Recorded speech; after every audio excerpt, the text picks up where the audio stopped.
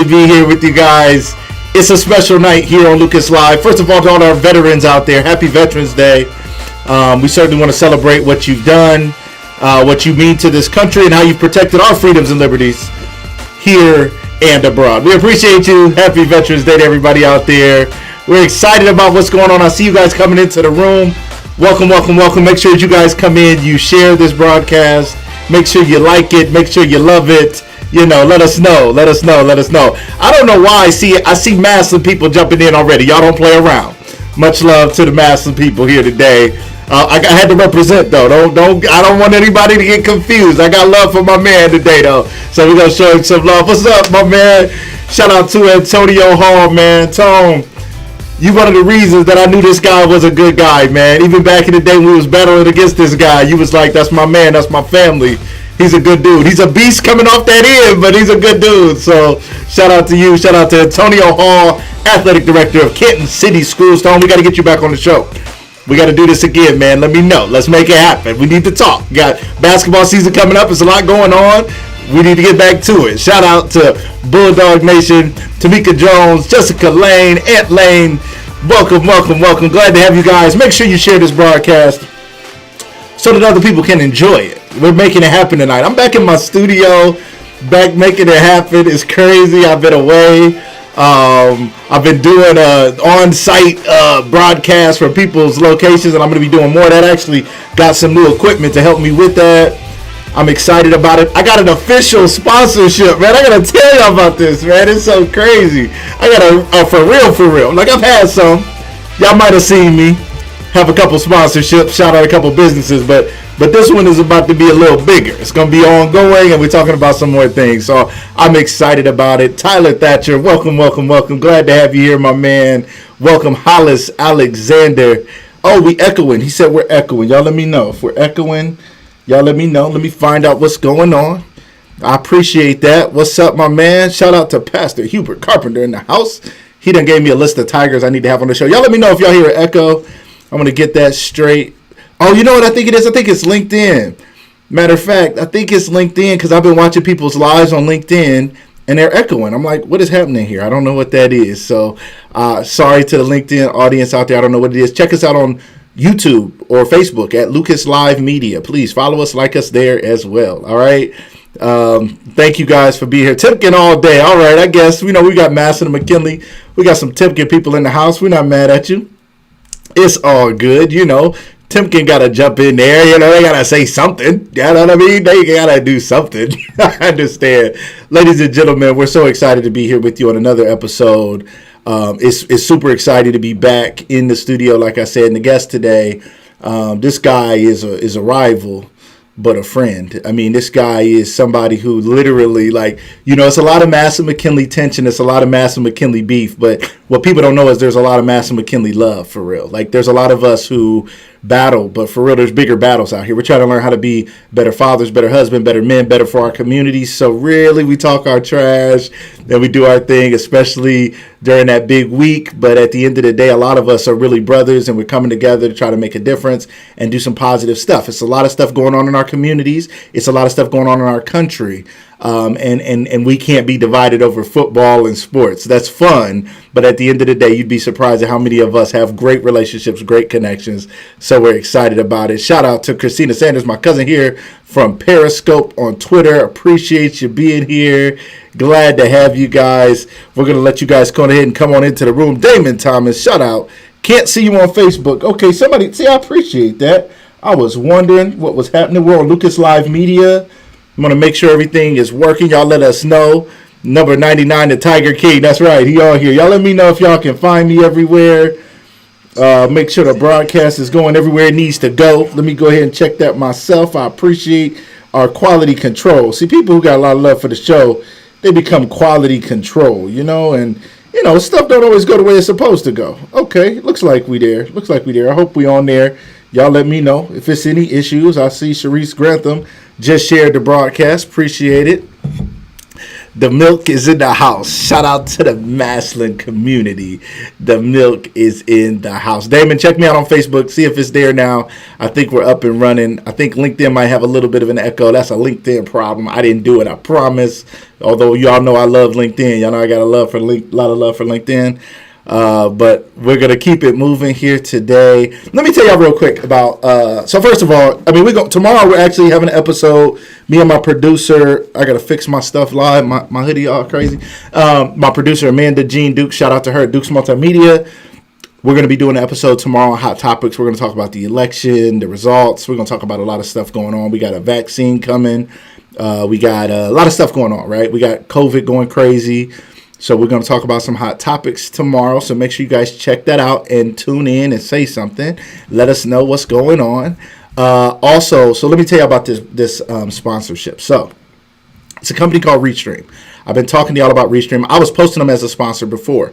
And when they sponsored to start about a month or two ago, they said, what we're going to do is give you our highest package for free as a sponsor. And we're going to see how things go. So what Restream is the platform that I use to broadcast to Facebook, YouTube, Periscope, LinkedIn, all at the same time. It's a broadcasting online platform. So I've been using them. I've been using them for a while. And my guy, Rob Balasaba, shout out to him, who works for YouTube too, buddy. Shout out to him. He connected me with them. So I started talking to him. I got back to him like, what's up? Did y'all check my numbers? What do you think? We're going to do a partnership. They were like, definitely, we're going to do it. We're going to throw you some money every month. It's real cool. So in my mind, first thing I thought of was y'all, my wonderful audience. I was like, I'm giving money away. So it ain't millions. Slow down. Not yet. But y'all keep supporting the show. Keep these numbers up. And they'll sponsor on a higher level. And I'll get more sponsors. If you know somebody who wants to be a sponsor or you want to be a sponsor of the show, let me know. Get you in here as a sponsor. And I'm going to give some of this money away to help continue to reach out and support and thank you guys for all you've done. It's going to help us continue to grow the show, and it's going to be really exciting. So we're going to do some fun things. We're going to do some game nights again. We're going to do some giveaways live during our broadcast like this. So make sure you guys stay tuned. Shout out to Restream. If you want more information about that, let me know. I'm going to give you my referral link so you can hook up with Restream through me. I got you. Okay, we got some big things going on. So shout out to Restream. I'll be sharing more about that coming soon. An official sponsor with a monthly amount. I'm excited. It's going to be a lot of fun. And we're just getting started here at Lucas Live. Thank you guys so much for the congratulations. Thank you. Braden, what's up, my man? Glad to have you. Lisa, welcome. Michael, Shane, Atkins, number 99 Tiger King. That's one of my guest guys. I'm glad you're here. Y'all come in and support what's going on. Really excited about tonight. All right, so let's not take any longer. Let's get this show started. Again, if you haven't shared this broadcast, you need to share it to a post, not to a watch party, because that puts people in a separate room. If you've already shared it to a watch party on Facebook, go back and just share it to a post. It'll probably happen in both places, or try to go delete that watch party and make it a post. Just share two posts so that people can come in so I can see their comments so they can be a part of the discussion. That's what we want tonight. So without any further delay, now I'm looking into the green room. See, I got a green room here when the guest is getting ready, and my man was chilling. He didn't have on any Massillon Tiger gear at first. Okay, I was like, cool. You know, it's all good. It's all, you know, I had to represent, but y'all know who he is, so I'm like, he ain't do it. I done looked at the green room. I can see him here on the camera here. My man done went ahead and threw on some Massillon Tiger gear. It's only right, though. Shout out to my man. Welcome to the show. I call him the Tiger King, Mr. Ellery Moore. Welcome to the show, my man. How you doing today? I'm blessed, brother, man. I'm so happy to be here. I seen you rep, so you had to do it and make sure everything was Gucci. Let me get the lint off. I see it, man. It's a lot of fuzz on them Tigers, man. So this camera stuff was going crazy, but hey, you see it though. It's wintertime. This is the winter cap. It's the winter cap. The one in the middle, though. I love it. In the middle, you see. Well, let me get that finger right there. You go. Okay. We represent out here. It's all good. We all represent out here. It's all love. It is what it is. It's all love, man. I ain't mad at you, man. You got to represent your town, represent your school, man. Yeah, man. People are excited to have you here. They were excited that you were coming on the show. Crazy excited. Yeah, talking about the Tigers. So you're a Tiger through and through, Massillon. For people out there watching, there's people watching all over the country, I'm sure. And one day people may watch this replay all over the world. And y'all like, what are they talking about? If you haven't heard of the McKinley-Massillon rivalry, I don't know where you've been. I don't know where you at, but this is a great time for you to learn a little something about it. We're going to celebrate it. Today on the show, we're going to talk about the rivalry. We're going to talk about youth sports in general. You're a ESPN 990 broadcaster, so I want to hear about these Massillon Tigers who are still fighting in the Division II Ohio playoffs, which I saw were ranked as some of the hardest playoffs in the country right now. So we're going to talk about what you're seeing there, what you think, what you're projecting, what needs to happen. We're going to talk about family, business, life. We're going to talk about it all today. So ladies and gentlemen, buckle up. Stay tuned. If you guys have questions, feel free to throw your questions in the comments. And we'll go from there. All right, my wife just hit me with some technical. She said I'm a little loud. All right, boom. Honey, you tell me if it works. A little bit of volume imbalance. Hopefully we got that straight. Appreciate that. All right, so my man, so Massillon Tigers, man, tell me, let's just get started, man. What does it mean to you to be a Massillon Tiger? What's it all about, man? Help us understand. It's one of the greatest things that I've ever achieved, man. Especially not just as a player, but just as a person. Love you too, cuz. It's our guy. It's one of those things, and it's in both communities. We both know that when our community is locked in on the school, right. When our communities are locked in, like what I mean locked in, I mean locked into the kids in that school, there's no greater places in the country. Literally. When it comes to that, man. It's hard. Right. It's hard to compare to that. And Massillon has been special to me. They've never turned their backs on me, no matter the decisions I made, good or bad. Right. They've always embraced me and loved me. And it's just been a special place, man. It's still a special place. I left for about 15 and a half, almost 16 years. Wow. Because I lived in Kentucky and for that time. And a woman brought me back, but of course Massillon brought me back too. Interesting. Right. There was a lady on the prowl out there as well. Yeah, go ahead and let them know. Went ahead, got married, settled down, man. I love it. So it's incredible because you represent Massillon so well. And for me, it doesn't. I know you went to Kentucky. I know you weren't always here, but it seems like you were, because it's like you picked up where you left off. So right now, what does it feel like to be involved in Massillon football, to still be in the stands, to get to call the game? How did that come about, and how does that feel for you? Man, it's like I'm stilling. Like it's like they giving me free stuff for no reason. Wow. Like I get to sit up in the booth and talk about my heartbeat. Right. You know what I mean? I get to talk about what I love outside of my family and my friends. It's all intertwined. Like some of my best friends come from playing with me on the field or even against me.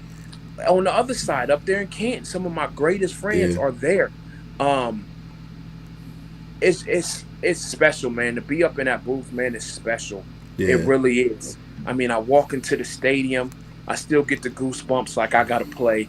My stomach still gets kind of knotted up like I gotta play. Right. And all I gotta do is talk about football, and I feel like I gotta go play, and I can't play anymore. My knees are bad, my shoulders are bad, I'm overweight. I don't have the ability to do that. You can't get out there like you used to, but I got about two. I got one good run play, and I got about 1.5 pass rushes left in me. Oh, okay, 1.5. Okay. That's all I got. The ticker. It's like if I don't get double teamed on the run play, I probably got 2 good passes. Oh, okay. And it all depends on the type of play I get. But no, I mean it's amazing, man. You just told me the other day that you had the experience to be up in the booth and at McKinley, that feeling is crazy. Crazy. Absolutely. That feeling is crazy. And all you're doing is talking about, number one, the game you love, and then number 2, the players and coaches in high school that you love more than any other sports team that you root for. Literally. It's so easy, man. It's easy. It's filling. I don't know why I deserve it. I mentioned to you last night, I don't know why God just continued to play favors with me. You tell me that. You did. You said, man, there's something going on. Like, God, somebody prayed for me. I don't know what happened. Prayed, somebody cried, somebody dance of joy, somebody Holy Spirit. Right. Because, I mean, blessings that he's given me, man, after just my life and the grace and mercy that he's shown me, and just people still loving me. When I'm on the radio, man, I get so much love from so many fans. Yeah. I'm talking about we get emails from Australia, Singapore, Tokyo. Really? Well, I'm not playing, man. Japan. We get them from everywhere. Wow. All over the United States. We just get them. I mean, and people just reach out just to say hello. We're enjoying the broadcast, ask questions. Like, I mean, it's just amazing, man. I never thought it would be this big. I thought I would just get to talk about Massillon football. Right. Who made a tackle, who threw a touchdown pass, then I would move on. Now it's a passion of mine, and I absolutely love it. I love it. So as you're talking about these young men, and being as close as you are, I know you get a chance to meet these guys and talk to these players, see these players. What's it like having an opportunity to actually be around these young men? I mean, we're 20 years removed from high school, right? These are, young, could be our kids, right? I mean, and a lot of our friends' kids, right, out there playing and whatnot, So what's it like to speak back into that and try to have an impact and be a relevant voice? Because they don't know, they may have, well, Massillon, let me not say they don't know. Massillon does a great job of telling their history and living a legacy. It is, I got to tip my hat to that. But they may not understand the energy of number 99 coming off that edge. They may not fully grasp the passion and the fire and what you were doing when you were playing. How do you speak in a relevant way that makes them want to connect and listen to a person like you? I just make them more relevant than I was. Yeah. That's what I do. This is their time. Right. I make sure that they understand it doesn't matter what I did. It doesn't matter what Willie Spencer did. It doesn't matter what Travis McGuire I like did. that. It doesn't matter what Leon Ashcraft did with Philan. It doesn't matter what they did before you. Now, I want you to love it, respect it, believe in it. Right. But I don't want you to hang that over your head like I got to be that guy. No, I want you to be the guy. I want you to etch your name into this program and into this history, and don't worry about what I did. Right. Because I can't do that right now. You can, and you can go past that. So my job, in my opinion, my whole idea is Big Brother, but not Big Brother to tell you everything I did. Yeah. I love that. Because more at the end of the day, right, it's something that you respect the overall tradition of the guys who went before you. Not just one single person. But I want somebody to say you belong at the top with the greats. Right. Your name should be in the conversation when they say the best this, the best that. Right. You should be there. Don't worry about if I was there. I want you to get there. So my job is just to make them relevant. Make sure that they understand that they're relevant in this history at my high school. I love it. I love it. So let's talk about right now, Massillon Tiger football. What do you see going on? Somebody just said go Hoban, go LaSalle in the comments. I don't know who this is. I don't know who Boban. I don't know who this is, but that's cool. Welcome to the show, my man. Glad you're here. Okay, all right. So 2 years at Hoban and 2 years at LaSalle. I love it. The motions, I guess. He's a little schizophrenia going on with his love for his teams. It's all good.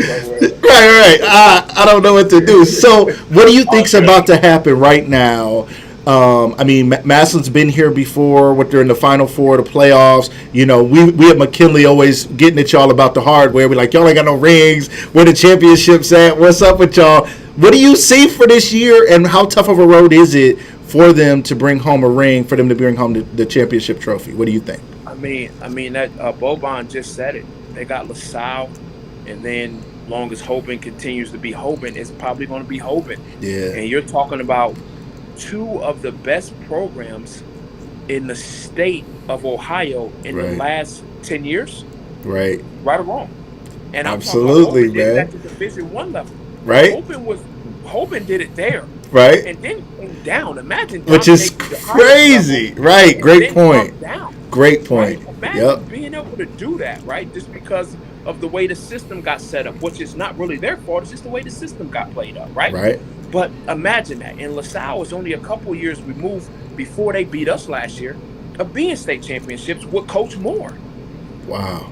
Listen, you're talking about those two teams in the state of Ohio in the last 10 years. What are they, 4 to 6 state championships between the two of them? It's incredible. That's a conversation, folks. That is real talk. That's big. I mean, that is, You can't take that away from them.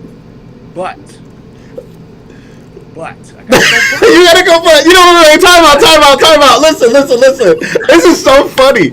I feel like Ellery Moore, ESPN 990 has taken over Lucas Live. You're just doing your thing. This is what you do. This is how you talk. It's real. It's fair. You're a Tigers fan, but you break down the real, and then you give them the love, and you do your thing. So I appreciate you bringing all of you to the show today. I'm having fun. I'm like, oh, he's doing his thing. All right, go ahead. Keep telling them what's happening right now. Do your thing.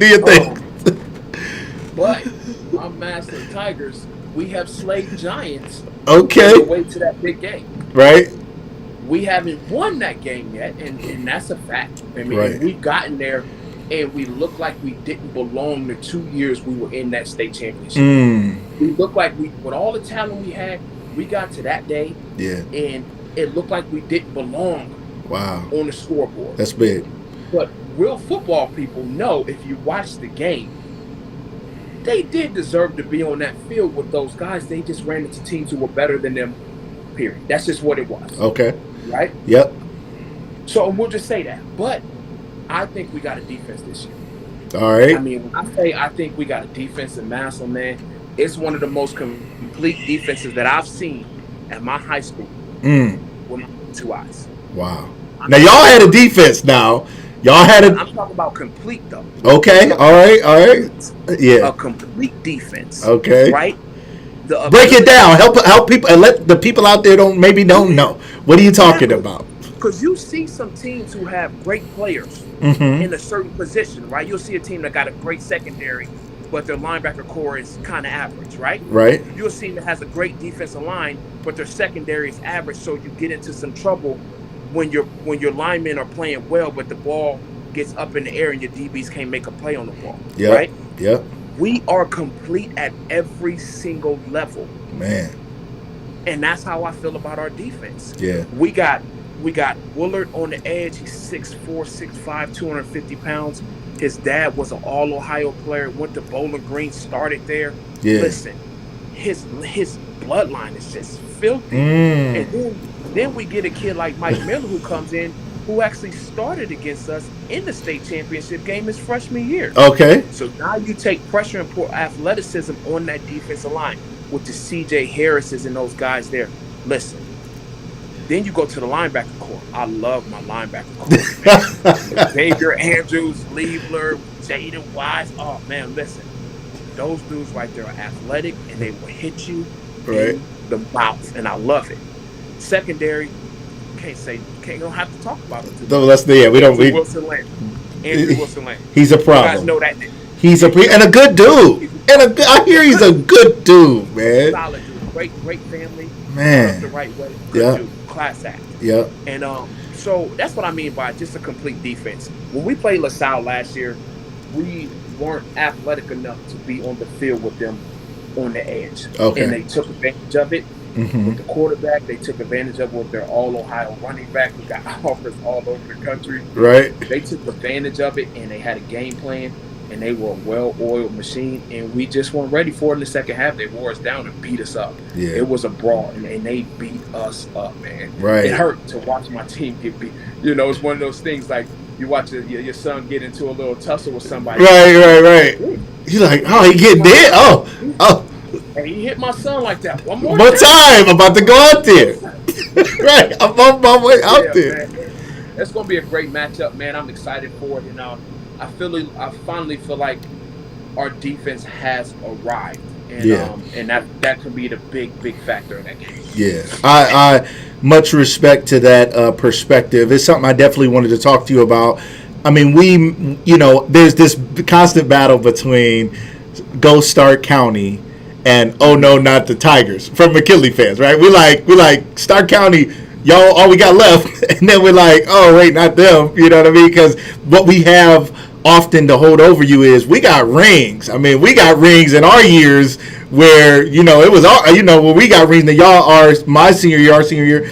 You guys beat us. I can still see those pictures of you sitting on the victory bell. I don't know what you think you was doing. Sit your big self on that victory bell, gliding across the field. laughing at us. That wasn't right. But I could still feel it and see it. The energy of that day. It was hot. I mean, it was a different kind of day. The feel was different. Everything was crazy. And my personal story about Mr. Ellery Moore is he played on the end. I played center.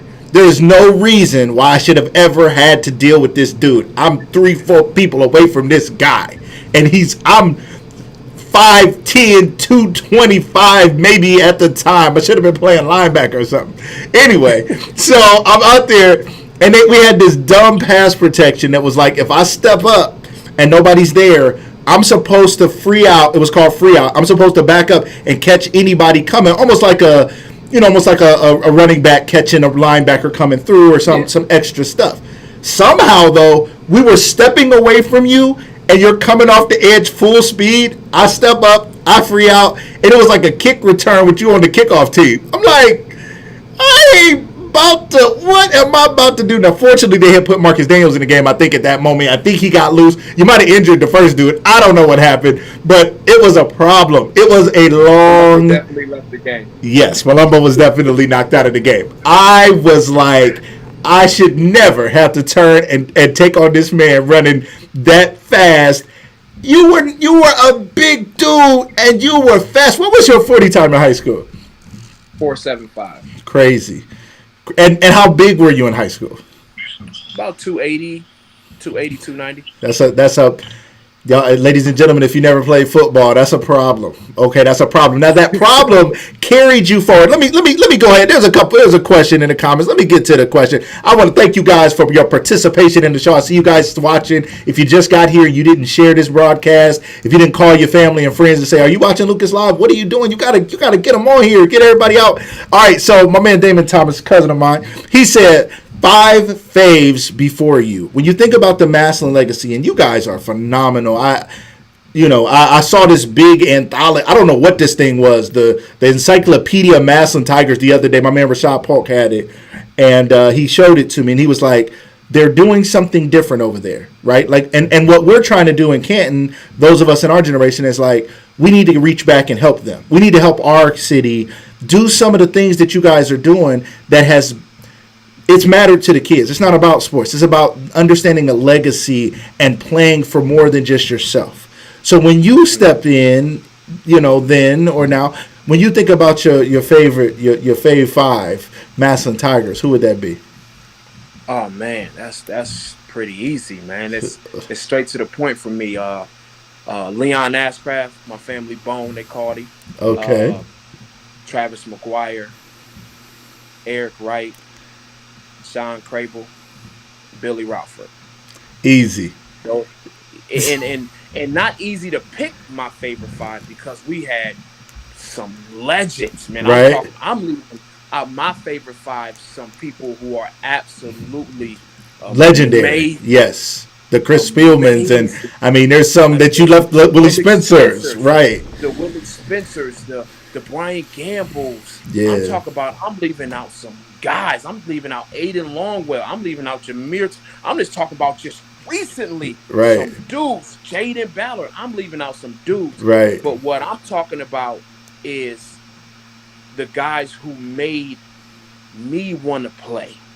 Right. The Eric Wrights, the Leon Ashcrafts. Those dudes made me want to play. Right. They made me want. I didn't look up to people in the NFL. I didn't look up to Barry Sanders and Lawrence Taylor's. I didn't look up to those dudes. Right. I looked up to Eric Wright, Jerome Myrick's. Those are the dudes I wanted to be. I wanted to be them. Yep. I didn't catch a football and say, here comes Barry Sanders. No, I said, here comes Travis McGuire. Here comes Leon Ashcraft. Here comes Philando Ashcraft. Those are the names I said. Right. When I wanted to be a football player. So it's just, I mean, Massillon is just a little bit different, man, than most people. Yeah. It's a big deal. Shout out to my man Dante Stewart, fellow Massillon Tiger here as well. I did mention Travis. He did. I hope he said. I think he's making a comment because shout out to Antoine McClure. He said, "Don't mention him." He said, "Please stop mentioning him because this is a McKinley guy." And I think Dante was saying, "How can he not mention him?" I mean, it's just too like It's a big deal. It's a big deal. Let's talk a little bit about the how Massillon indoctrinates people. Like, I don't understand. Okay, like the vibe, the feeling, the pride of the city. It's like, I don't know. They got anything else going on? I'd be like, what is happening? Is it in the water? Is it in that smell at the Walmart? I don't know what it is. Something's going on in Massillon. They got people sucked in and locked in. What is it that has the whole city? Like, if y'all have a parade, if y'all doing something, what is it that has the whole? I mean, Massillon McKinley game this year. I mean, we got COVID, we got rules. Now, you guys, wasn't as many tickets slid over our way. It is what it is, right? But you know, I got to be there. But y'all people, man, y'all people was, man, I don't know. They was coming one way or another. They're not playing around. What is that about? And where does that come from? What do you think? It's just it's lightweight insane. It's insanity, right? Mm-hmm. Some of the greatest things that have ever happened in our nation, somebody absolutely insane or some mental health issue created it, right? Right. Let's think about the certain things that we've been able to music, Prince, Michael Jackson, they all had a certain edge and other side to them, but they were geniuses, right? Right. But that's masculine me. It's insane. Yeah. It's insane. And that love that they have is absolutely insane. It's, if you're not there, you will judge it in a way that you will look at it as unhealthy. Sure. Sure. Because if you're not there, it's it's cultish. It seems cultish from the outside in, but it also provides. I think what you guys see is it provides a nest of support, right? It provides a place where you're going to get love all over the city, right? Wherever you're at, there's people. If you're a Massillon football player or really any sport, there's a lot of love. They're going to remember you. They're going to remember you. Right. But that's also a gift and a curse too. Okay, and tell us about it. I talked to you about a little bit last night. Yeah. I always I spoke at a Black Lives Matters movement. Brian Burns and his wonderful wife organized it, and they asked me did I want to speak. And I get downtown, and in my town I'm expecting 500 to 1,000 people because they come out there, right, side by side with us. Because they love me. Right. That's what I was thinking. Right. Not just me because there was other people down there, but in my mind, people seeing that I was going to be here, and they love me enough to be here to be by my side. Right? Right. So as I'm speaking and I don't see that crowd, I get teared up, my voice cracks, and emotionally, I'm about to break down, but I'm kind of want to be a tough guy, so I don't want to do it too much, right? Somebody might laugh at me, right? So, and I had told him that day that I'm taking off these tiger goggles. I'm taking them off. Tell us about that's a big deal. Ladies and gentlemen, lean in. Let's hear this. Now, we're talking about what this city means to people, the indoctrination into the culture. Some people see it as good, some people see it as bad. We're not here to judge it. But you're saying, so this year, there was a Black Lives Matter rally there in Massillon, Ohio. You're believing, while it is a predominantly white community, they're going to come out and support just like they come and scream and shout for the team. They know you, they love you, you're there, others are there. You're assuming they're standing shoulder to shoulder, arm to arm, saying Black lives do matter because we love these boys and we've been loving these boys all these years. Right. And that's not what you saw. Help us understand what you saw. And what I saw was a small amount of people, and that small amount of people were mighty though. They were strong. Yeah, I didn't need 10,000. Right, I just needed 100 or so because that 100 was powerful. Right. So don't take away. I'm not taking away from the 100 that were there. Right. Not by any stretch of the imagination because they were strong, and I got goosebumps thinking about how strong they were. Wow. I do because their voices and their passion. And it was Black, and it was white, and it was Latino, and it was people that came from out of town, and it was veterans, and it was teachers, and it was lawyers. I mean, it was people there who were strong. It was like the 300, right? Okay. You don't need a whole army to take on this titan. You don't need a whole. But I was so disappointed in my town that I felt like I did this, crush them and throw them down. Because we needed them there. We need them now. Yeah. I just don't need you cheering with my helmet on. Yeah. I just don't need that. I don't need you cheering with Massillon across my chest. Right. I need more than that. Yes. We need more than that in our community. Absolutely. That's in your community, communities in Texas, California. I Yes. don't care. If you go to that high school and you cheer for that young man when he dunks a basketball, or if you cheer for that young lady when she hits a softball over the fence, Yep. if you do that, somebody makes a touchdown, gets in the record book. Yes. If you jump up and down and yell TIG, and then the other side says ERS, when we say Black Lives Matter, it doesn't mean that your life doesn't matter. matter. Bro. Thank you. That's not what I'm talking about. I promise you do. But I said it in the article I did. I'm not competing against your life. Right. I'm competing to stay alive myself. That's deep. And I need a teammate to help me do so. That's deep. That's deep. That's what I need. I'm not competing against you because you're Caucasian. I'm not competing against you because you're Latino. To stay alive? Why? We're not at war against each other. Right. There's a system out there that is designed to look at me and destroy me. You're right. Systematically. And if you love me, when you look at me, Luke, if you're white, Asian, Latino, if you love me because you love listening to Ellery Moore on the radio, right. because you love watching Jameer Thomas run a touchdown, Jaden Ballard run past, going to Ohio State, if you love them because of that, I need you to look at my skin and say, I'm going to love you through this system. And you matter. They're not going to touch you. Yes. And you matter. And you matter. And I can accept that without it being controversial. I can say Black Lives Matter without saying, oh, all lives matter, blue lives matter. Sure they do, but they're not under attack. So why are we talking about it like they're under attack? I always say this. My mom sadly passed away of breast cancer this year. For somebody, if I'm out here supporting breast cancer and somebody comes up to me and says, well, what about lung cancer? I'm like, well, you march about lung cancer if lung cancer is a problem for you, or you're going to not even bring up a cancer. You're going to bring up something that's not even a problem. You're going to bring up the common cold that's not even really killing anybody. And yeah, you're going to bring up the flu and try to, gaslight, try to get me off of what I'm trying to talk about. It's flat out wrong. The fact that people cannot accept that Black Lives Matter, the fact that it's a controversial statement, why would that be a thing? When we're advocating for children, today as we celebrate veterans, we don't say, well, it shouldn't be Veterans Day. Why are we talking about veterans? What about others who have sacrificed in this country? Maybe they didn't go fight abroad, but they've done great things. Why isn't it Inventors Day? Or why isn't it? Why don't we have a police officer day? Yes. Why are we talking about police officers during the day that we're speaking on the veterans? Yes. Because is a day to honor those who went out front of us today. This is what we're doing for them today. Yes. Because they deserve it. They deserve it. This is their day. They actually deserve it every single day. And you, Mr. Officer, if you're a great officer, you deserve it too. Salute to you too. But right now, today we're talking about veterans. Let's not mix it up. Right.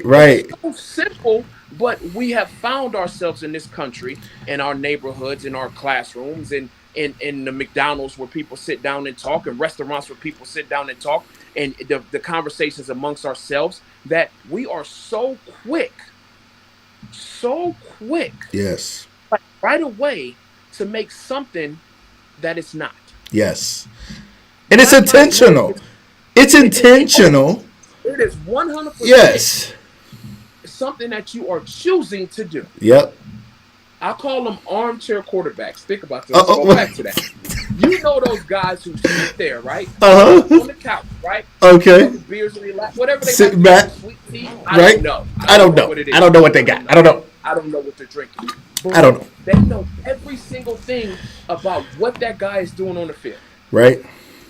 Everything. And they're quick to judge that person. And I always say it because it takes away from them looking in the mirror. Yes. Who's the hardest person for you to look at and say you're wrong? Yep. Always you. Always. It's always you. So if I can find something to take away from my alcoholism, my abusive relationship, me being unemployed, me being on drugs, man, if I can take away from the focus being on me and put it on something else, if I can do that, if I can take the focus off of me, I don't care if it's for 5 minutes or 5 hours, 5 hours or 5 months, if I can figure that out, and just attach myself to something. Yeah. Just attach to it because I'm so ashamed of me. I'm going to do it. Yeah. You're If right. I'm your friend or if you cheer for me, why would you ever not be for Black Lives Matter? I know nothing about the political organization. I barely know anything about Republicans, Democrats, Libertarians. I don't know that. I know people. I'm making a statement about Black lives. That does not make me wholly attached to the whole movement and organization, but the concept. And there are some things I believe with the organization that I don't 100% agree with, but I'm not talking about that. I am saying I'm saying what I'm saying.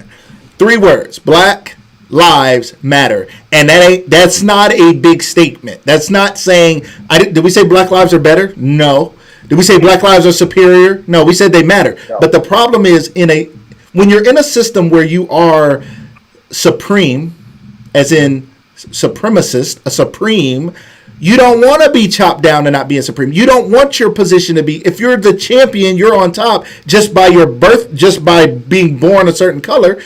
It's a threat. And then the rhetoric is, and sadly there's a lot of rhetoric around this, that it's a danger. It's a danger to the suburbs. It's a danger to this. It's a danger to that. And then the FBI says the biggest danger to our country right now is white supremacy. Anybody say, they're like, we don't, yeah, that's a thing, but let's keep going. And then we have these protests.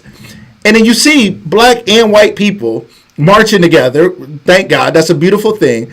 But then when you see people tearing buildings down and burning buildings down, it's a whole lot of people that don't look like us out there tearing down, burning down, while we marching trying to make progress, tearing the buildings down. But then they still going to put it on us like y'all the ones looting and rioting all the time. Like that, it's wrong.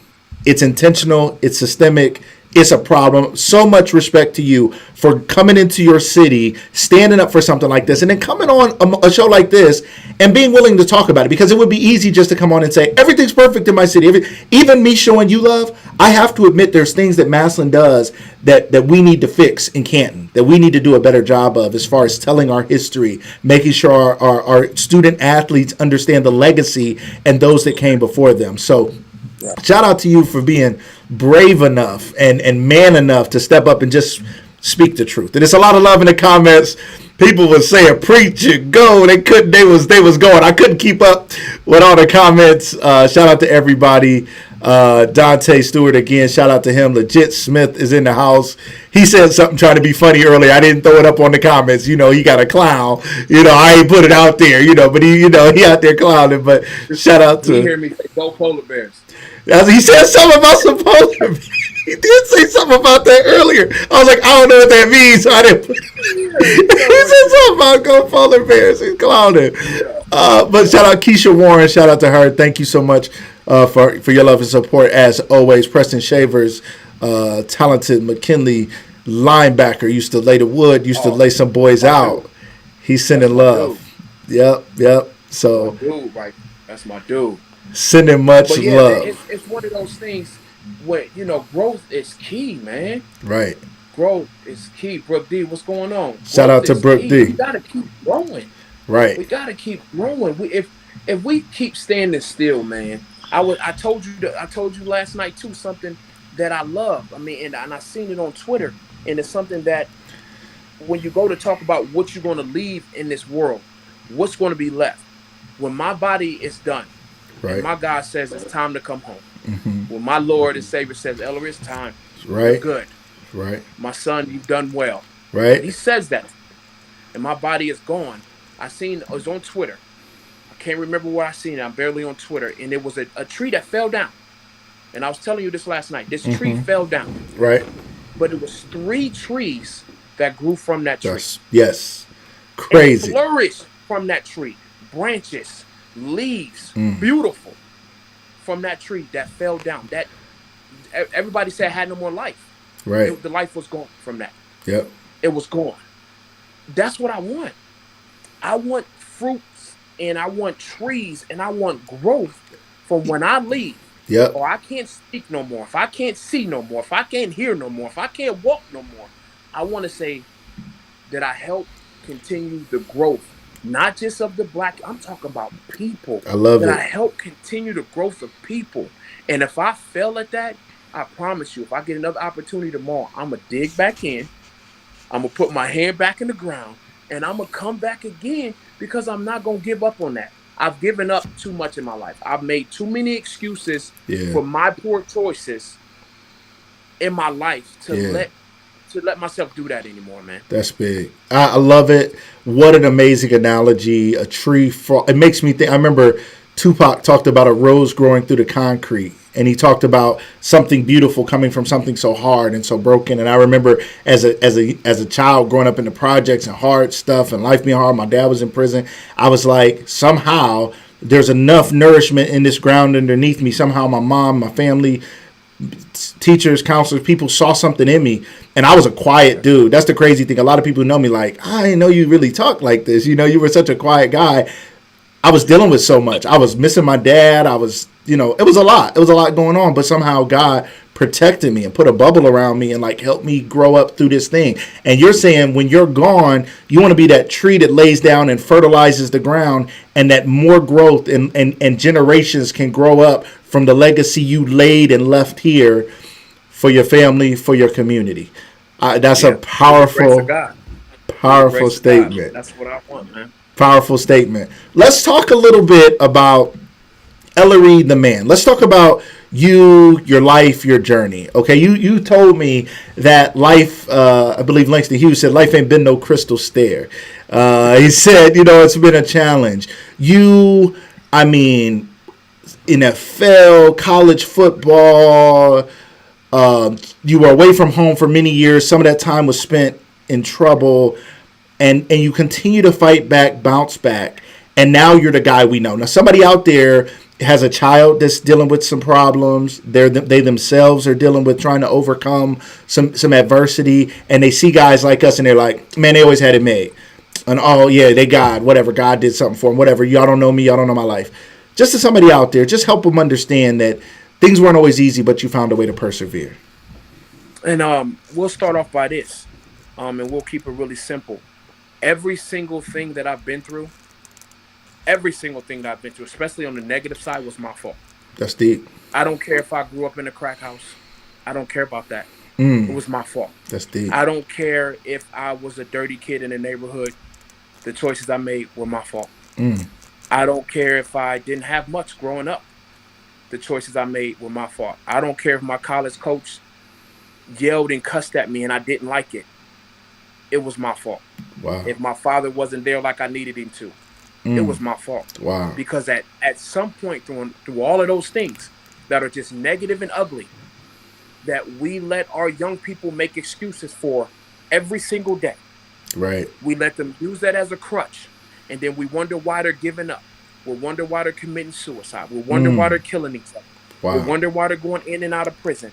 It's because we allow them to make an excuse for their behavior without accepting responsibility.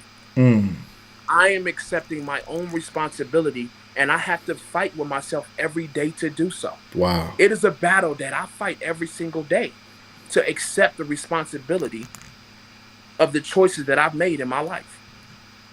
So with that being said, I always tell people, and it's funny, when it came to game day, I was locked in. I loved the crowd. I was a performer. Right. Monday through Thursday, unless it was the weight room, I was average. Interesting. Some days below average. You're talking high school? You're talking college? You're talking all the way through.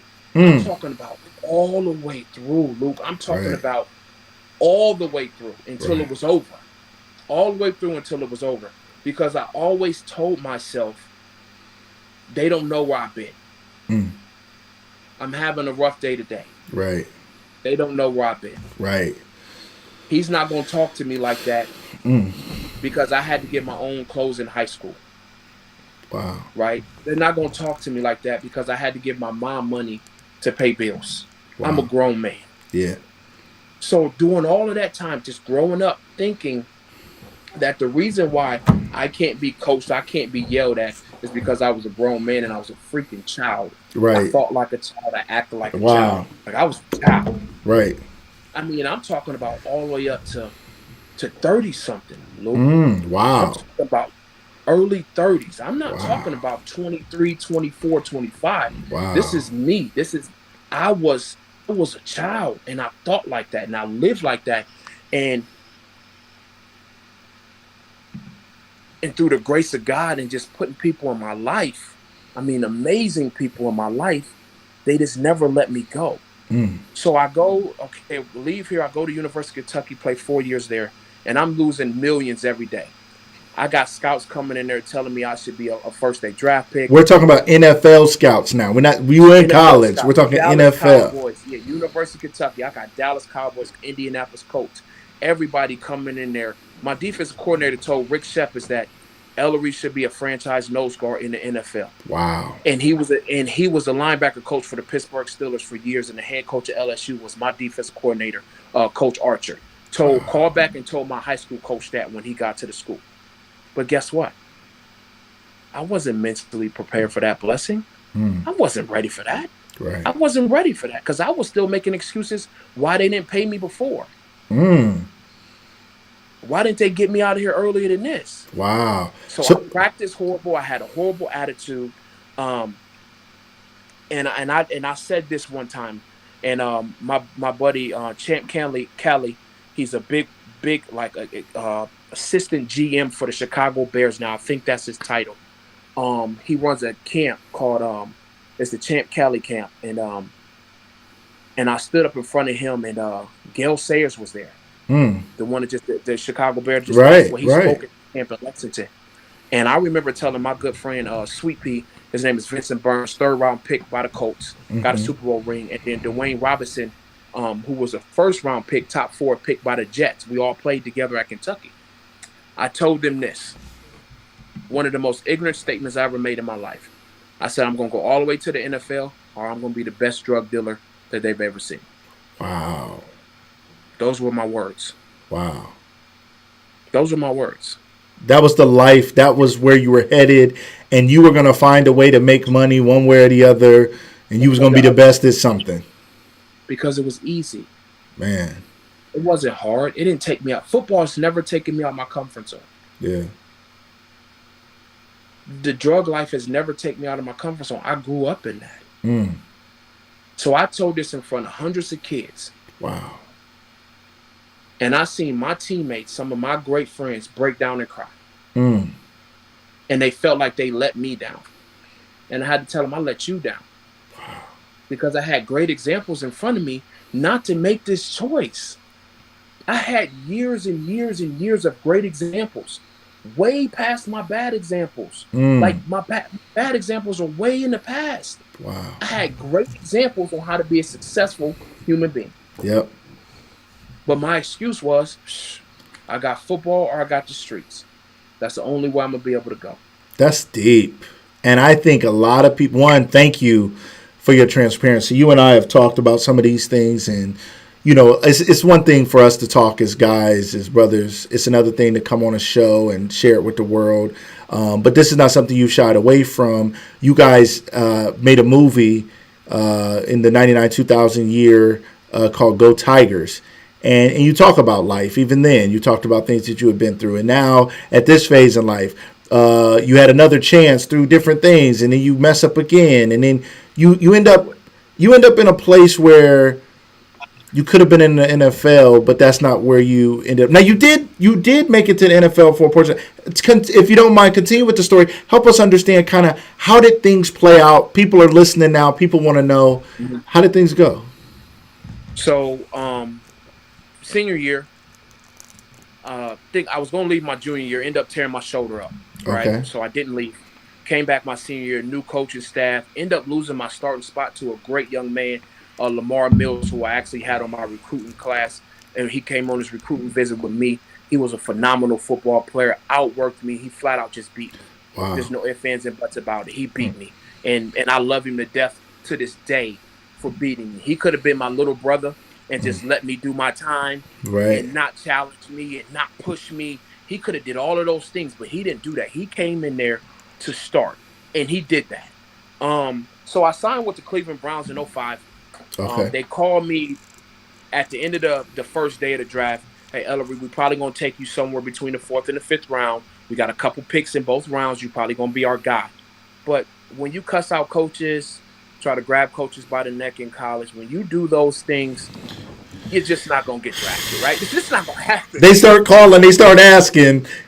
They start asking. They hear these stories. Yeah. Yeah, you got to be honest. So I can't say I blame them. Right. Right? So I go to the Browns.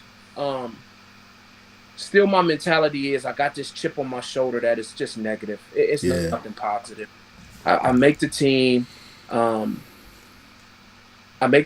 sign the contract. The contract is nowhere near, in my mind, the money that I think I deserve. I don't know why the heck I thought I deserved all this money. Just stupid. Yeah, there's really nothing else to it, right? Right. So I think, y'all could have paid me like y'all paying him. I'm better than him. I creep up to second team defense during camp. I'm on second team defense. I'm actually going ape in practice. That's big. Our first team has a bad practice against Charlie Fry and Braylon Edwards and them in the red zone, right? Okay. So second team defense comes on the field. Todd Grantham is the defensive coordinator. So we all know that term, what rolls downhill. Right. He's not mad at the second team. He's mad at the first team. So me and my tackle lock up. Long story short, somebody falls on his ankle. He says, E-more, my ankle. So I back up. Play's dead. I stuffed him in the backfield. Reuben Jones got tackled because there's nowhere he can go. Todd Grantham goes to cussing. What are you doing, you effing P? What are you doing, son of? What are you doing? And I snapped. Wow. Who the you talking to? Wow. I'll beat you out of here. And that's exactly what I said to him. Wow. And all I remember is some guys, Kennard Lane, Jason Fisk, who was Andre Miller, and them just grabbing me. And I've never had a man take me off my feet. Wow. These three dudes. These are some big dudes. Right. I'm still 3-something at this point. Right. Thinking I'm one of the strongest people on the team. They took me completely out the back of the end zone onto the goalpost. Wow. I got cut a week later. I go play arena ball, get picked up by the Cincinnati Bengals in 2006. Doing well, attitude check, because at one point I was sleeping in my car. I had nowhere to go. Wow. I didn't ask nobody for anything because my pride wouldn't let me. I was still helping people pay bills with barely anything I had. Shame to pick up my kids because I couldn't take them to McDonald's to get food. So I'm playing arena. Yeah, everybody's looking at you like you're a professional athlete, though. Whether it's you've been in the NFL, so you must have been rich from that. And now you're they assume, and then you playing professional ball, arena ball, whatever. You must be rich. Come on now. Gotta have money, big money. Yeah, can pay for anything, right? Yeah. So that goes past. I get cut by the Bengals after the draft. They kept their draft pick. Me and him competed. He was still in the league 5, 6, 7, 8 years after that. He was a phenomenal football player out of Oregon. So at that point, what do I do next? I'm broke. I don't have a car. I'm going from house to house. Nowhere to stay. What do I do next? What do I know best? I can't keep working at a factory. That doesn't make enough money for the idea of what people have of me. Right. That persona I built. Yep. Right. Nobody's gonna want to hang with me if I'm not making money. So I turned to the streets. About 2 years in the streets, selling the same drug that my mom sold my Nintendo for. Wow. My mom took my Christmas gifts for. My mom kept me dirty for. My dad kept me dirty for. My dad left the house for. That same drug that killed your family. Right. That ruined my life and so many others. I turned to that drug. Not to use it, but to sell it to people so they can abuse it and take from their kids. I was about to say, keep that cycle going. Keep the same thing that broke my heart on Christmas. Wow. That broke my heart on my birthday. I did the same dumb thing. Selfish, ignorant thing. Right. Because I wanted to have people look at me like I was still a superstar. That's incredible. And I just want us to pause for a second. I want you guys to take this in. And thank you guys for who have stayed, are tuning in now. If you guys haven't been here, welcome to Lucas Live. If it's your first time, make sure you like, follow, subscribe here on Facebook, YouTube, LinkedIn, Periscope, Twitter, wherever you're coming from. We thank you guys for being here tonight. Here with my good friend Ellery Moore, Massillon Tiger, ESPN 990, and so much more. There's so much more to talk about. But being so transparent, so often we see our own children. We see other people out there struggling. We ourselves struggle and have struggled, have made mistakes. Somebody out there is saying, well, I've been in trouble. I've done time. I sold drugs. This is the only life I know. It may be the only life you knew, but it doesn't have to be the only life you know. It may be what you knew. It doesn't have to be what you know. But you have to know that you can have something else. And that's why we have these types of discussions here on Lucas Live. We talked about football. We talked about the Tigers. We talked about their championship run. Right now, we're talking about running for championships as men, as people, as men and women out here trying to support our communities and not kill our communities, trying to be there for our kids and not poison our kids and hurt our kids further. So shout out to you for being so bold and so transparent and just helping us feel this story. You've painted a picture for us that I think is moving a lot of people. Somebody out there has hope for their son tonight who's out there doing this, or their daughter tonight who's out there in the streets, believing that they can come back around and change their life. So continue with the story. You are now just got NFL, arena ball, all this stuff has happened, and now you're out here selling drugs. What happens after that? This is usually a short road to death or prison or something. This story doesn't usually end well. How's it go for you? And it didn't, but it ended perfectly though. Wow. It ended right. Wow. It ended just right. That's beautiful. When I just got cut from the Chicago Rush and I was going to sign with the Columbus arena team at that time. And I came back to Lexington, Kentucky, and I met with my old friend who actually had set me up through the dumb stuff that I was doing. I had a couple of drinks with him the night before.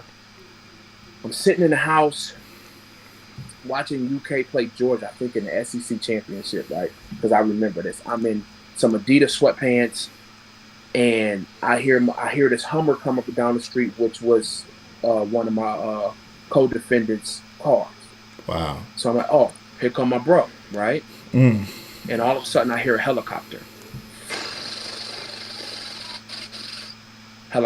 over top of the house. Wow. And I look out the window and I was like, what did he do?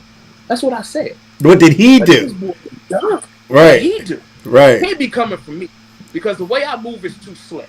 Right. The greatest trick the devil ever had is nobody thought he existed. Wow. Right? Still to this day is the biggest trick he's still playing. It's the biggest trick. Yes. I'm playing arena ball. I'm on the radio. Nobody knows what I do. Right. Right. I got the game locked down. I figured it out. Yeah. They weren't coming for him. They were coming for me. So they banging on the door with the hammer. I see people getting out of Hondas, Toyota vans, old school Malibus. Nothing looks like cop cars because I always study my street. Right. First rule is to understand your surroundings. Right. So everything looked normal.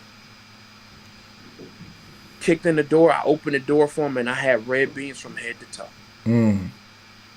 Red beans from head. This sounds like a movie to most people. You're talking about they got their guns pointed at you with the beams all over you. This is not a movie. This is not the show SWAT. This ain't the detective show. This is real life. This is you, Ellery Moore, the man we're looking at right now, guns drawn, lit up with laser beams on you. Could have lost your life, caught up in this madness. About to go to jail. About to go to prison. Federal prison. Federal prison. This wasn't Ellery versus Fayette County of Kentucky. Wow. This was Ellery versus the United States of America. Wow. So it was two things during that time. The number one thing happened before I went to prison. My son Chance was a young boy at that time. His mom came to the house, and I'm in handcuffs sitting on the couch. Wow. And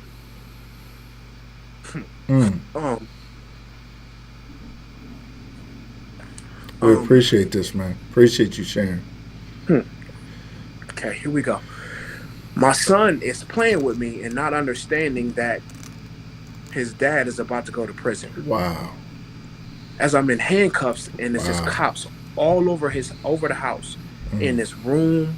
He's saying police officers, dad, police, and he likes the police. Right. But he has no clue that his piece of you know what father is the reason why these police are at this house. So that was the first groundbreaking moment, right? Right. Yeah, it's here now, right? Yeah. It's here now, right? I gotta change. But still my arrogance, my cockiness, oh, they ain't gonna find no dope. They ain't gonna find no money. Ain't nothing in the house. They can't get me. Whoever told them, I told the federal agent, I said, whoever told me y'all gave him some free time. I'm still thinking this way. Wow. After having that emotional breakdown, I flipped right back to the streets because now I still gotta be big bad Ellery Moore. I still gotta be big bad even in front of these federal agents with pistols and guns with my son right there. Wow. Selfish. Wow. Selfish scum. Selfish. Wow. So I go to court. And actually, it's a state federal venture. They really didn't find nothing. So 9/10 of the law is possession. So I bail out a lot of money, about 50 grand. Wow. I bail out of the state, and then the feds come back and get me again. And now I got a federal case. I sit in the courtroom. The judge says he knows who I am. I'm the worst type of criminal because I had opportunities to get past anything I've been through in life because of what I did. He had had autographs from me, so on and so forth. Wow. So in that courtroom, the next groundbreaking thing was Ellery Moore versus the United States of America. And I look back at my people that was behind me and my arrogance again. I haven't even been everywhere in the country. How am I going versus everybody? Wow. In the courtroom, in front of a federal judge. Whispered and said, I've been everywhere. Wow. What?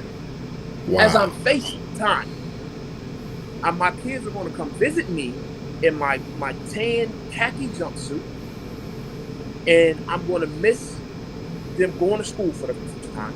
Right. I'm going to miss them writing their name for the first time. Right. I'm going to miss Christmas. I'm going to miss birthdays. Yep. And my selfish, you know what? Was still being cocky. Still can't dig myself out of this hole. Wow. That I'm digging. I'm just digging. I feel the pain. I recognize it. And then I just cover it up. Just arrogance and ignorance. That's deep.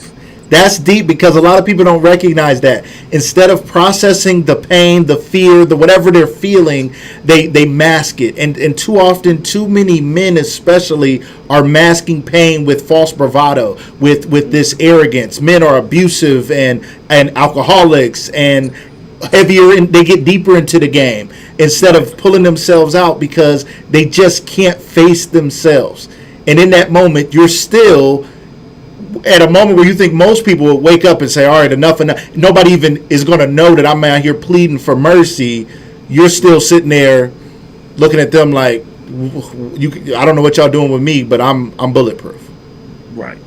Wow. And it's one of the weakest moments I ever had in my life. I was at my weakest. I was absolutely as weak as I've ever been in my life. At that point, I was weak. I wasn't strong. My face was strong. My smile was strong. My shoulders were broad. My head was high. But I was at the weakest point of my life. Absolutely disgusted with who I was. Wow. I hated the man in the mirror. I couldn't stand that dude. But I couldn't let the world see that because of what they thought I was. Right. Even in the streets or the football field. I've never really let somebody see that they beat me. After they beat me. Wow. It's there. You got me. Right. They know it. I do my time. I do about 3 years in a federal prison. I come home. I'm dating a girl at the time. It doesn't work out. And then I have nothing. Right. I got great friends named Jeremy Armstrong, who had a gym. And he allowed me to become part of that. He trained me going into the NFL, so he allowed me to be a trainer there. And I found pride in seeing young people put their shoulders back and put their head up. Mm-hmm. And that's what I invested in. Right. I probably made $20,000 gross at that time. Man. I got a car full of clothes, my '07 Impala, that one of my clients helped me buy. He was a pastor down there in Kentucky. Okay. He helped me buy Smith, one of the best individuals that I've ever met in my life. Amazing. Helped me buy that car. I'm sleeping in my car. And I'm right back to that point to where I'm afraid to call the mothers of my children to get them because I can't buy them McDonald's. Wow. So I have to ask them to feed them man. So all we do is ride around in my car, go to the park because I really have nowhere to go. Right. I can't take my kids just to some random house. Mm-hmm. So I save a couple dollars. I get a $1 sandwich. I get them some ice cream. We go to the park. But all they know is they got time with their dad. Right. That's big. That's an important lesson right there because there's a lot of dads that aren't showing up because they can't show up how they want to show up. They can't show up and do the things that they feel they should, and maybe they should, and maybe they should have been in a better position. And they're so afraid to show their face that they don't. I say all the time, are not that, and I do believe that men, women, whoever got the kids, whoever don't got the kids should be paying and taking care of them kids in some way, in some substantial way. They should be helping take care of the kids. But I think too often we forget the gift of our presence. Like your presence is the greatest present you could give your children. And when we don't have time with our kids, I know what it's like. It's hard. I have a daughter who lives out of state. It's hard to not have time with our kids because you know that time and your presence in their presence is the greatest gift you can give them. I thank God for FaceTime and technology now, but there's nothing like being able to hug them, hold them, keep them close, make them feel safe. And sadly for you, for me, too often we've missed too many days in our kids' lives. My dad was in prison. He missed many days in my life. And I said, I'll never miss that many days in my kid's life. I'm like, I'll never do it. And then sadly through divorce and through other issues, I've missed more days than my dad did. My dad missed 6.5, 7 straight years. I just missed a bunch of years. I missed a bunch of days over a lot of years, and it still has a negative impact on our kids. So it's a sad reality. It really is a sad reality. It is. So during that time, like I said, the one thing that I didn't do was break. Yeah. Because I could have went back to the streets. Right. I could have went back to the street. Right. But somebody was praying. Right. Free, right? Somebody was doing that. Right. Because Ellery should have been back in the streets. There's no ifs, ands, or buts about it because the opportunity was there, and I could have easily made a couple $100,000 and just walked away. Well, thought I could. Thought you could, yeah. But somebody was praying. Yeah. Somebody in my mind was saying, "Look, my son is out there, and I need you to get him." Yeah. Right. Yeah. So I make it through that, and it's years and years and years of struggling, and I just meet some great people. A good friend of mine named Tom Dupree, a white man down there, became one of my best friends. A guy that helped me look at myself a little bit different, and as black men, especially black men in our neighborhood, forget America, just on the street of our neighborhood, we're not supposed to cry. We're not supposed to hurt. We're not supposed to struggle with depression. We're not supposed to struggle with anxiety. We're not supposed to have mental health issues. Right. We do that. We're strong. We grew up. We're going to be able to handle this. Doesn't nothing me. He allowed me to find that part of me that I had to fight face to face. That's big. And then once I found that I do go through it, depression, once I found that I do suffer from anxiety, and it's a lot of performance anxiety, it's a lot of performance depression. Deep. Because I feel like I'm not doing enough. You seem so together. Man, listen. And I don't think people are catching this because it's easy for us to talk about issues in the past tense. I used to have this issue. You're saying that depression and anxiety is still something that you have to fight against now. Daily. It's a daily battle. Wow. It's a look in the mirror daily. And I'm blessed, man. Yeah. I got a great wife. I got beautiful children who are healthy. I got great friends and family around me. I got a great job. I make great money. But I Wow. promise you, when it's dark, Mm. I can't find those things until I find those things from struggling and fighting through it. Mm. And thank God that I have a faith and a belief that hasn't taken to me to that dark point enough to where suicide is in my mind. Yeah. But so many people that we don't understand, who we think are Superman or Superwoman You're or right. super kid or super Yes. daughter, super Say son, that. super nephew, Yes. super niece, So deep. they got all A's, they're in debate club, they're on the football team. So we think that they're perfectly going through this Yeah. world. But folks, Mm. they say it in memes all the time, right?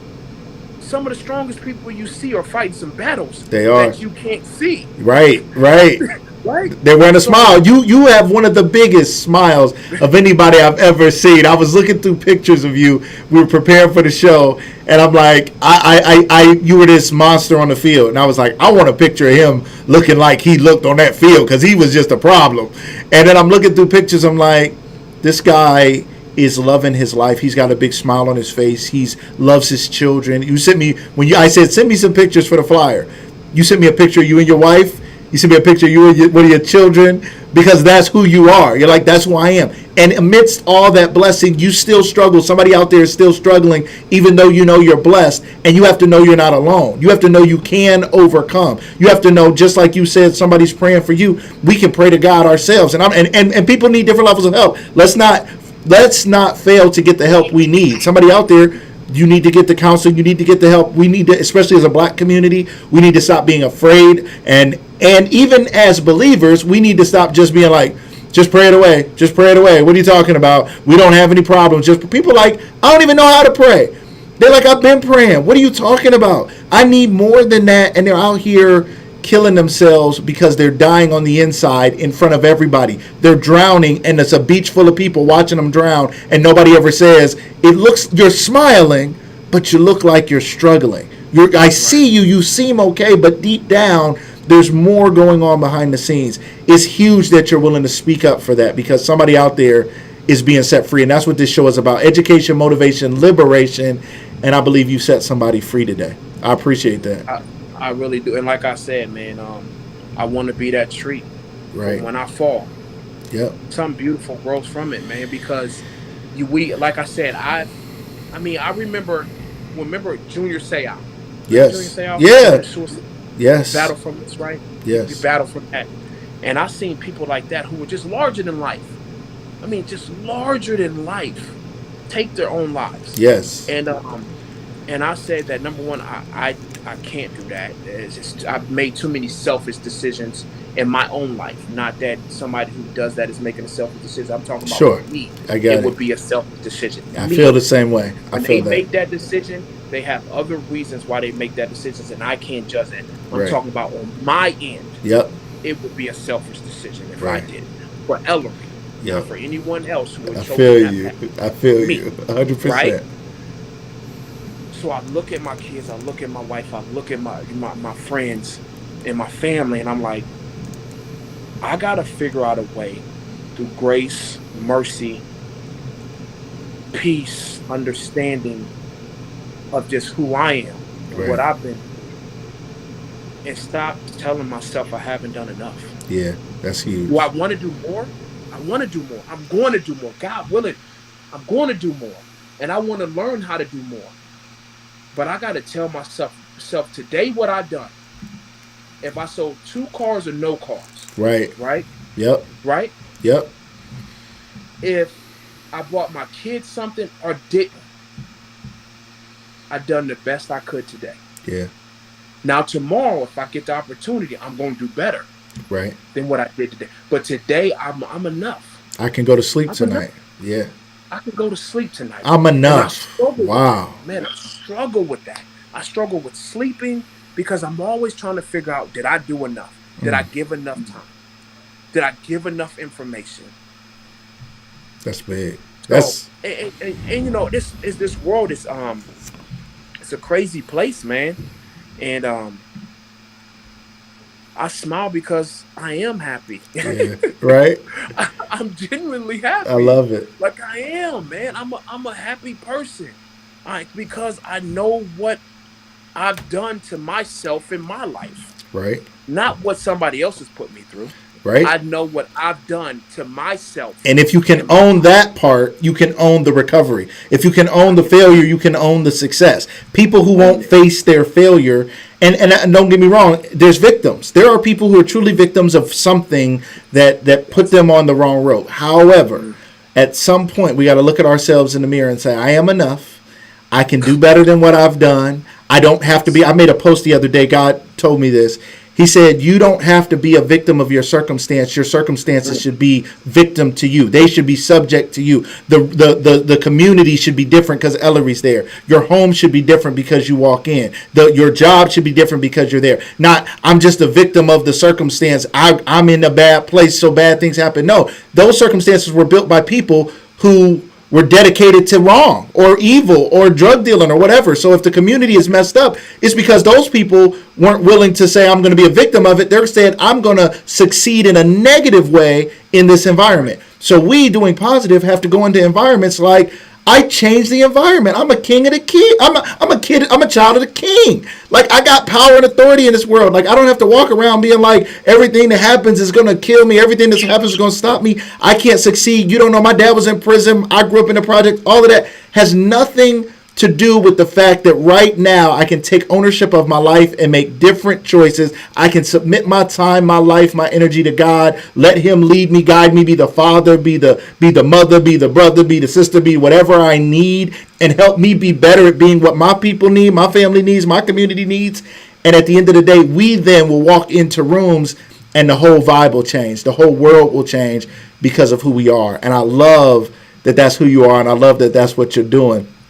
So many people on here, Massillon, Canton, everywhere are like, Ellery Moore is my guy. I mean, Bulldogs. I got some hardcore Bulldogs out here that have been saying it throughout the broadcast, man.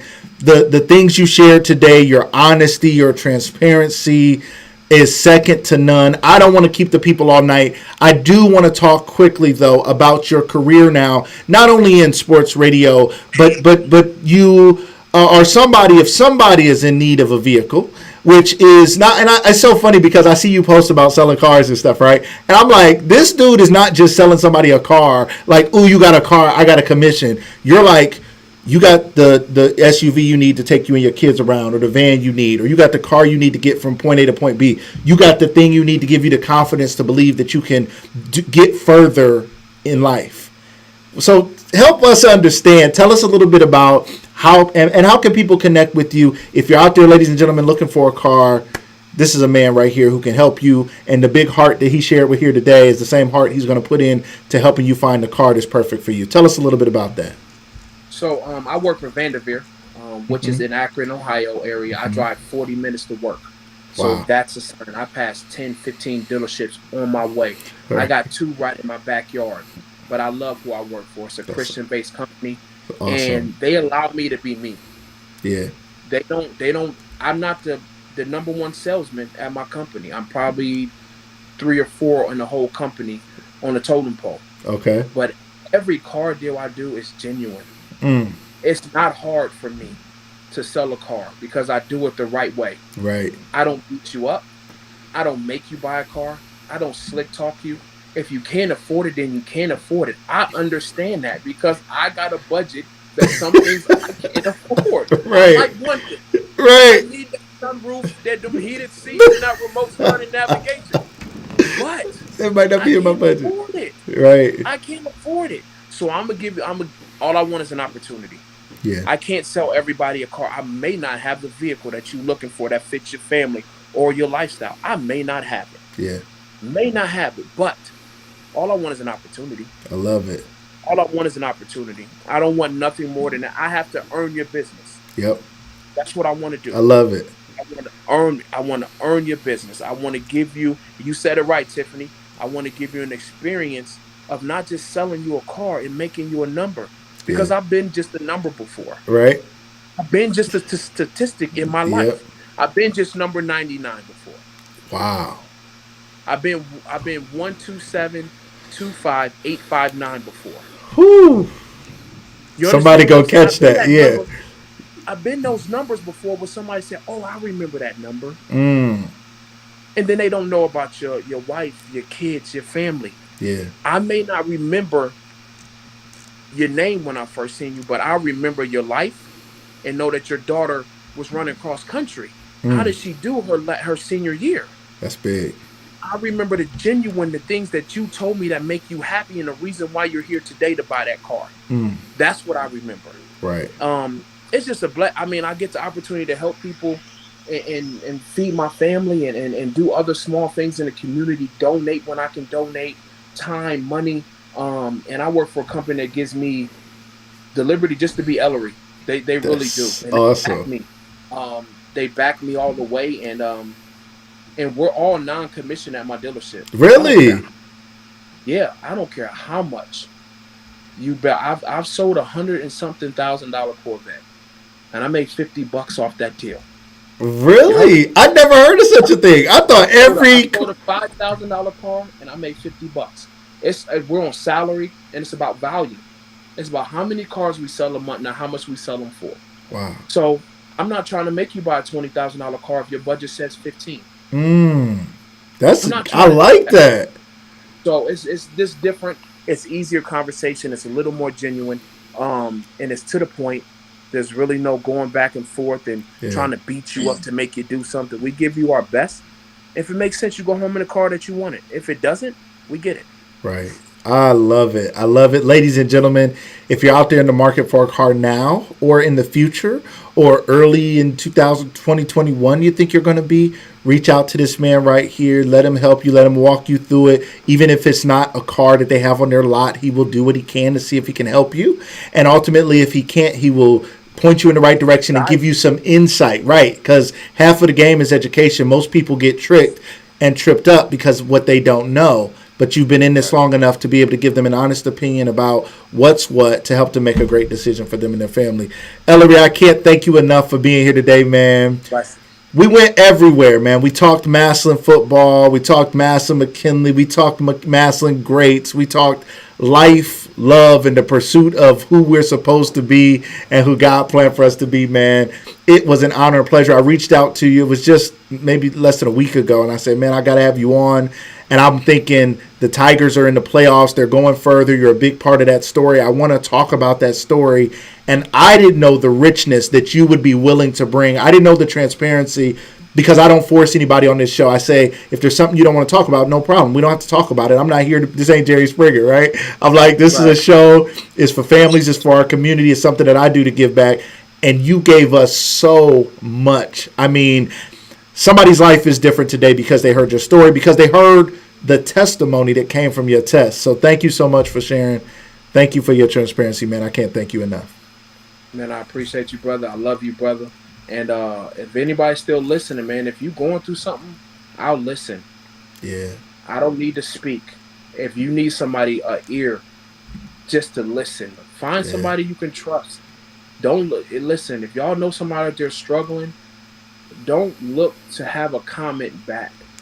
Be the best listener you can be. That's one of the greatest gifts you can give to somebody is actually hearing them. That's and understanding. And not looking to have a response. We don't have to respond to everything.